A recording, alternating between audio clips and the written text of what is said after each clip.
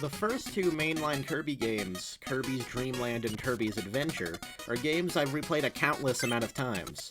However, the third game, Dreamland 2, was always one that rested eternally in my 3DS backlog. I wanted to play the game, but just never got around to it. That might be because out of all the mainline Kirby games, this is the one I never see mentioned in discussion, really. And since I just 100%ed the game because it came out on the Switch the other day, I thought I'd give the game its fair share. Compared to Dreamland 1, this game is massive and bursting with more mechanics and content. However, despite being called Dreamland 2, this isn't really the sequel to the original game. As I mentioned, Kirby's Adventure is, and most of the new additions of the Kirby formula in this game was from that game. This is probably why Dreamland 2 is so underlooked, because of how good Kirby's Adventure was. The most important thing Kirby's Adventure added was copy abilities, but they were limited to one move you can do, unlike modern games. The copy abilities work the same way in Dreamland 2, except a lot of the abilities from Adventure were excluded, like Sword, Laser, and Tornado. This is probably due to technical limitations, but for clarification, Dreamland 2 has 7 copy abilities, excluding the Rainbow Sword, while Kirby's Adventure has 25 copy abilities. What Dreamland 2 does add, though, are the animal friends. When Kirby is with Rick, Coo, or Kine, they have completely unique moves with each copy ability. For example, if you have Fire, Rick will exhale it as an up-close attack. Coo does a fireball downwards, and Kine shoots a fireball that works as a ranged attack. Each of these moves have unique utility that are useful for different levels, boss fights, and puzzles. This adds quite a bit of depth that hasn't been seen before, and if we count each Animal Buddy combo as its own copy ability, which I think is fair, that equals to 28 copy abilities in Dreamland 2. It's also very important to mention that the animal trio plays very differently. Rick is for the ground, but can't fly like Kirby can, which means there's a larger focus on platforming than the last two Kirby games, which impressed me. Coo can fly fast wherever you want. When there's strong wind pushing you, Coo can take you to areas you wouldn't be able to access. This is required to find some secret rooms. Similarly, Kine is for the water and can do the same thing when the water current prevents you from getting to an area.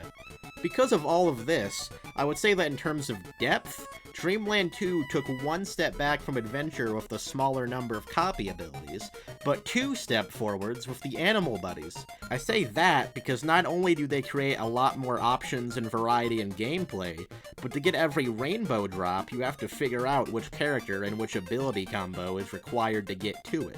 Kirby's Adventure, pretty much every other level had a secret button that you would typically need to use a specific copy ability to get to. Doing so would open up one of that game's optional rooms that can be helpful to you, and was needed for the 100% bragging rights. Dreamland 2 takes this basic idea a big step forward in a lot of ways. In every world, one level has a rainbow drop, and getting them is a lot more complex than the buttons in Adventure, due to what I mentioned before.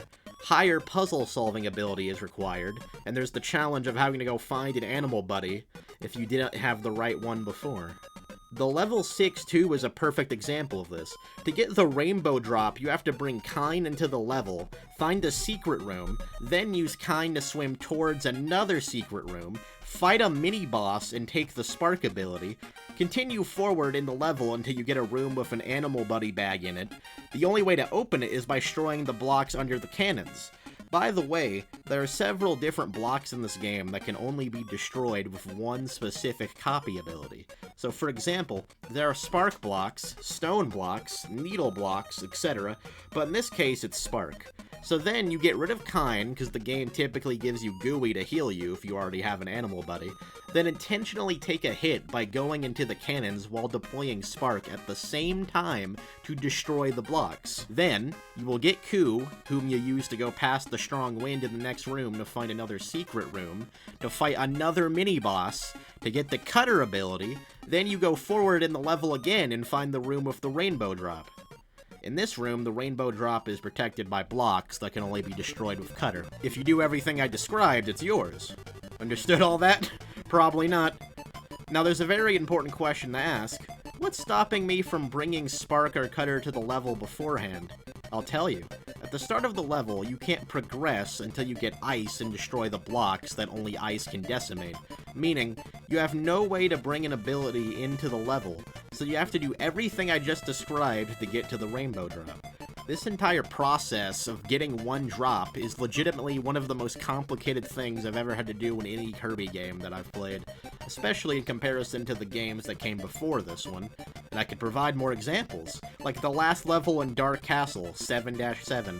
There are 2 different doors that you need to pick a copy ability that destroys its specific block, and you need to do this several times in a row with the specific abilities needed changing from room to room, which it is only possible to get the right ability with luck or trial and error by restarting the level over and over again.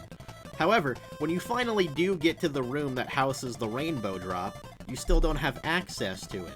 What you had to do was a specific ability order that you had no way of knowing.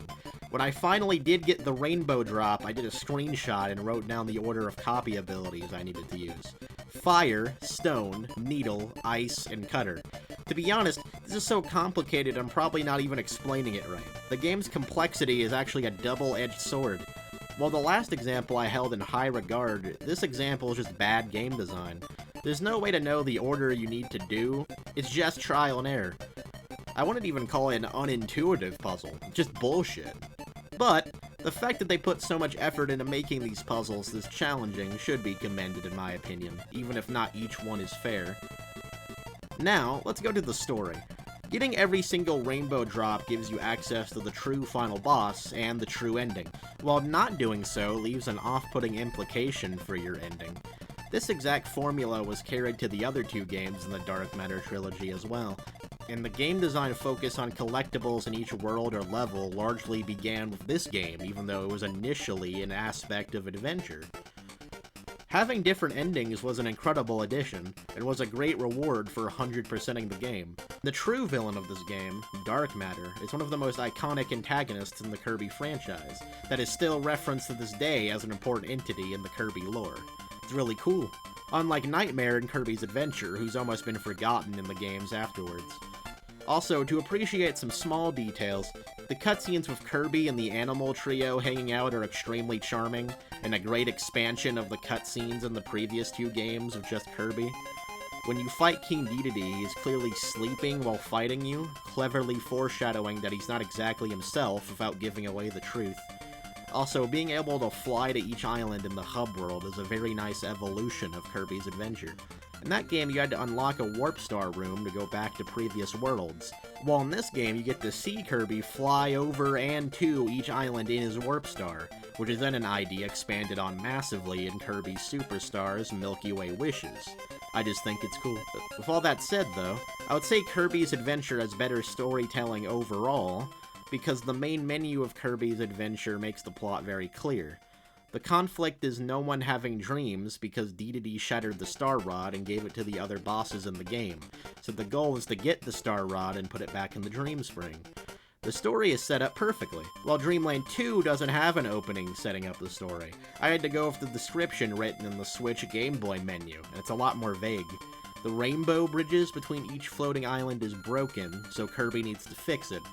Makes sense, I guess, but why is Dreamland a bunch of floating islands now? We never see these islands again later. Does Kirby think Dedede broke the bridge? Why do the rainbow drops make a flying sword that can kill dark matter? Furthermore, why does it only do it when dark matter appears, and not when you get the last drop? In Adventure, Kirby had to put the Star Rod in the Dream Fountain in the Dream Spring to have it be complete again, so that makes sense there. Also in Adventure, Dedede and Meta Knight were morally ambiguous characters that you had to think about to understand. Like, why does Meta Knight give you invincible candy, but then seek his goons on you? Well, it's not outright explained in the game, but the subtext is that Meta Knight is not actually an enemy, but is training Kirby to be a better fighter, probably for the battle with Nightmare. In Dedede, Kirby and the players just assume he's up to no good because of him being the main antagonist of the first game, but then we realize that Dedede is capable of protecting Dreamland as well, and Kirby and Dedede end the game with respect for each other. In the modern era of Kirby, morally complicated characters and character development like this are a cornerstone of the franchise, but this level of character depth isn't in Dreamland 2. That doesn't make Dreamland 2 bad. It's just why I appreciate Adventure storytelling more overall, and why Dreamland 2 isn't as innovative for the series in one sense as Adventure is. in my opinion, but enough nitpicking about that. The game's animations are incredible. There's a lot more fluid movement and character shown than before. Look at the fluid way Kirby's body moves when he hops now, or whenever Kirby crouches or moves with the animal buddies. He either grimaces due to physical exertion, or smiles, like when he's riding on Rick's back. The visual design of the game is very nice as well, like being above the clouds and the mountains in Cloudy Park is an example, although I would say visually there's a lot more from Kirby's Adventure that stuck with me, but maybe I haven't played Dreamland 2 enough times to say. Also, there's the fact that it's black and white, but... Another thing, you know what's arguably the main thing this game has over Kirby Adventure? Is that there's no lag. In Adventure, the game would lag or slow down a bit frequently because the game was pushing the NES to its limits. But this game plays perfectly smooth. The music is very nice as always. My favorite themes are Ku's theme, Dark Matter's theme, and the two ultimate bangers, the Dark Castle theme and Kind's theme. I would say Dedede's theme as well, but it's the same song from the first Dreamland, so it doesn't really count for this game. Personally, I would say the soundtrack is on equal terms with Adventure and Dreamland 1. Now, the biggest thing that surprised me of this game are the boss fights. The mini-bosses are surprisingly challenging and have complicated movesets to deal with. Definitely an upgrade from the first two games, I would say. The main boss fights have more variety in how you fight them than before because you can choose to use the aid of any of the animal buddies. But looking at some of the specific fights themselves, like Sweet Stuff, who's a boss you fight solely in water. So if you don't have an ability, you have to blow bubbles at the starfish he summons to deflect them at him, which you have to do in the all bosses mode. They brought back Mr. Shine and Mr. Bright from Adventure, and they fight almost the same as before, but they added this really cool move where they combine together and do like a bros attack from the Mario and Luigi RPGs, and Mr. Bright will burn the entire screen with his sunlight, and the only safe place is where Mr. Shine is shining his moonlight, which could be at the corner of the screen. That impressed me. They could have just reused the boss fight from Adventure, but they added to it. Now, the Kracko fight was a real surprise. He actually had two phases with 2 health bars, which we've never seen before, except maybe with Nightmare. In the first phase, he controls the cloud under you and shoots spikes up into the air, which we've never seen from him before. And then in the second phase, he reveals himself and attacks as he more traditionally would. And then there's the final boss. The fake-out final boss being Dedede, who fights as he always has, but then suddenly, he'll fake you into thinking he will slam his hammer like normal, but he actually throws his hammer, which you can't inhale, and it explodes on the floor. Then Dedede gets suddenly pissed off and starts attacking you a lot more aggressively. All of his attacks also have an explosion effect you have to dodge, and you have to be very careful to wait for the explosion to be over before inhaling the stars you need to attack him. Eventually, he calms down and fights like normal, but he will get pissed off again shortly later. The fight is pretty challenging, and adds a lot more to the original fight from Dreamland 1 than Adventure did. It also remembered to keep his theme unlike Adventure. I actually lied at the beginning of the video. I did play this game once. I emulated it on some shitty website. I don't remember anything about the playthrough except that the Dedede fight was unbelievably hard at that time. I think I beat him, maybe because of save scumming. I can guarantee I wouldn't have been able to beat Dark Matter then without save scumming. Speaking of, Dark Matter is incredibly difficult.